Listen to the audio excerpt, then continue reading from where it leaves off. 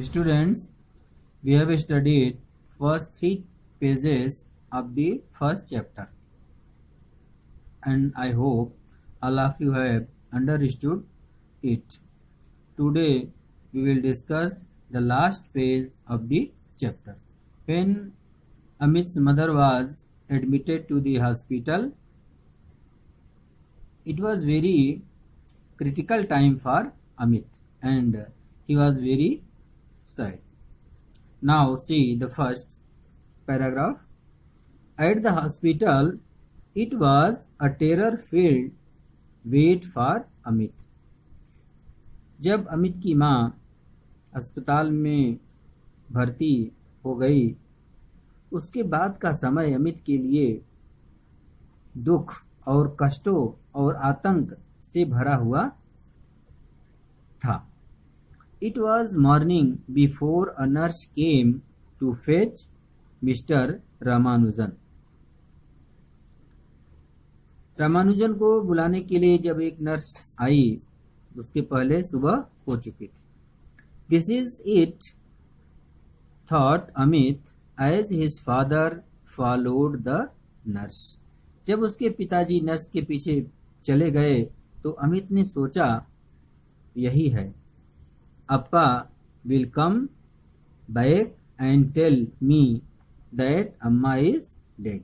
अप्पा वापस आएंगे और मुझसे कहेंगे कि अम्मा मर गई. He could no longer hold back his tears. वह अपने आंसुओं को और अधिक समय तक नहीं रोक सका. अप्पा, who had come back, saw his son crying and hesitated. अप्पा जब वापस आए तो अपने बेटे को रोते हुए और आतंकित और संकोच से भरे हुए चेहरे को देखा. Amit looked up and saw his father's grave face. Amit ऊपर की ओर देखा और अपने पिताजी के गंभीर और उदास चेहरे को देखा. He jumped on his feet and screamed. वह अपने पैरों पर उछल पड़ा और चीख करके बोला, अम्मा is dead, isn't she? अप्पा, अम्मा मर गई है ना? She is dead and you are afraid to tell me. वह मर गई है और आप मुझे बताने से डर रहे. Shocked, Mr. Ramanujan held his wildly sobbing son very tight and said. बहुत आघात पहुंचा. अमित की बात को सुनकर के रामानुजन को बहुत आघात पहुंचा. बड़े दुखी हुए और अपने आहें भरते हुए बेटे को कस करके पकड़ा और बोले, स्टॉप इट अमित. अमित रुको. What nonsense is this. कैसी मूर्खता की बातें कर रहे हो. अम्मा इज नॉट डेड. अम्मा मरी नहीं है. But Amit was past understanding. लेकिन अमित भूतकाल की घटनाओं को याद कर रहा था, समझ रहा था. भूतकाल की जो घटना घटी थी उसके बारे में सोच रहा था. Still sobbing. अभी भी वह आहें भर रहा था, सिसकियां ले रहा था. He said, don't lie to me Appa. और अमित ने अपने पिताजी से कहा, अप्पा डोंट लाई मी, मुझसे झूठ मत बोलो. I have known for a long time that she will die when the baby is born. मैं बहुत लंबे समय से मुझे मालूम है कि जैसे ही उसे बच्चा होगा वह मर जाएगी. Appa shook Amit by the shoulders and said firmly. Appa ने अमित के कंधों को हिलाते हुए कहा, दृढ़तापूर्वक कहा, look at me Amit. Amit मेरी ओर देखो. Stop crying. रोना बंद करो. And look at me. मेरी ओर देखो. Amit looked up at his father. Amit पिताजी की ओर देखा. His eyes field with doubt and hope. उसकी आंखें शक और उम्मीद से भरी हुई थी. Amma is alive and fine, stated Appa. Appa ने बताया कि अम्मा जीवित हैं और ठीक हैं। Would you like to see हर?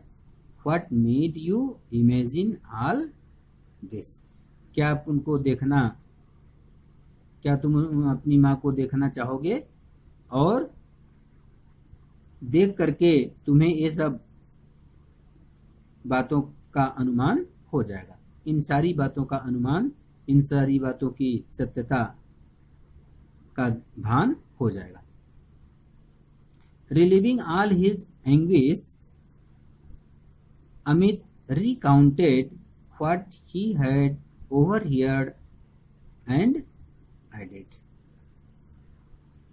पीड़ा से थोड़ी सी राहत पाते हुए Amit recounted what he had overheard and added.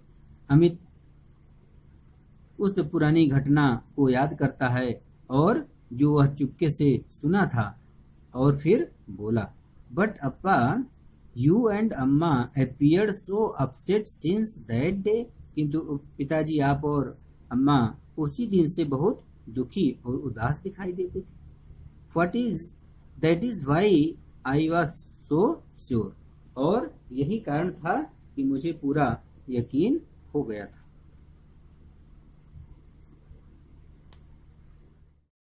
Now, next paragraph. Appa was appalled when he realized just how heavy a burden his son had carried all alone for the past 3 months.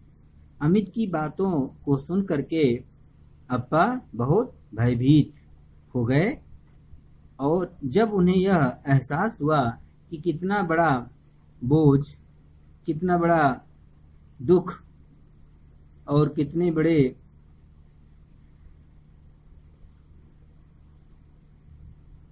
गंभीर बात को अमित अकेले पिछले 3 महीनों से उठा रहा था।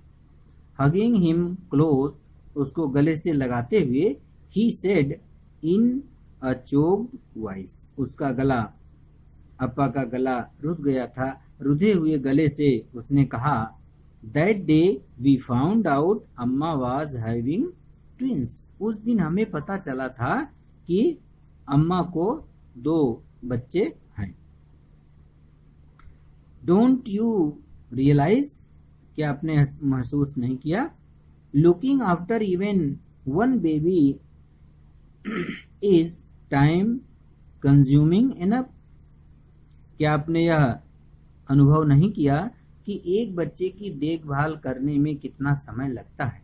बट 2, लेकिन 2 बच्चों को देखभाल करने में क्या होगा? Amma was very upset that you would be unhappy when she had no time for you, और यही सोच करके अम्मा दुखी थी, उदास थी कि जब तुम्हारी देखभाल करने के लिए उसको समय नहीं मिलेगा तो तुम दुखी होगे। नाउ डू यू अंडरस्टैंड, अब आप समझे, अब तुम समझे? Then Amma is alive, said Amit with wonder, still unable to believe it. तब अमित ने बड़े आश्चर्य से कहा कि क्या तब अम्मा जीवित हैं? Still unable to believe it, अभी भी उसे विश्वास नहीं हो रहा था। As said Appa laughing at last, अंत में अप्पा मुस्कुराते हुए, हंसते हुए कहा, and you have twin sisters, और तुम्हारे 2 जुड़वा बहनें हुई हैं, और तुम्हारी 2 जुड़वा बहनें हुई हैं। लेटर ऑन, बाद में, Amit gazed in share Joy at his sisters, बाद में अमित अपनी दोनों जुड़वा बहनों को देख करके बड़ा खुश हुआ। स्लीपिंग साइड बाय साइड, अगल बगल लेटी हुई बहनों को देखा। Identification tags on their tiny wrist, और उनकी छोटी छोटी कलाइयों पर पहचान की पर्ची लगी हुई थी। He took one of his sisters in his lap, उसने एक बहन को उठा करके अपनी गोदी में ले लिया। एंड गॉट ओवर हेड, और बहुत भाव विभोर हो गया, अत्यंत खुश हो गया, प्रसन्न हो गया। Watching him,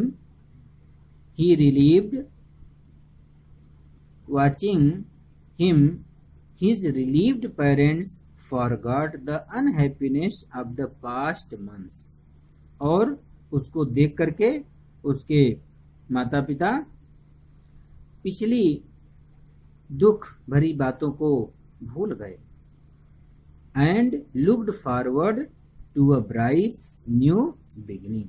और एक नई शुरुआत, एक अच्छी नई शुरुआत के बारे में सोचा और देखा. Fatima Nakana has rightly said, the most beautiful thing in this world is to see your parents smiling. इस दुनिया में सबसे सुंदर वस्तु यह है, अपने माता पिता को मुस्कुराते हुए देखना ही दुनिया में सबसे सुंदर चीज है. And knowing that you are the reason behind that smile. और यह जानना कि उस मुस्कुराहट के पीछे आपका हाथ है और उस मुस्कुराहट का, उस खुशी और मुस्कुराहट का कारण आप हैं.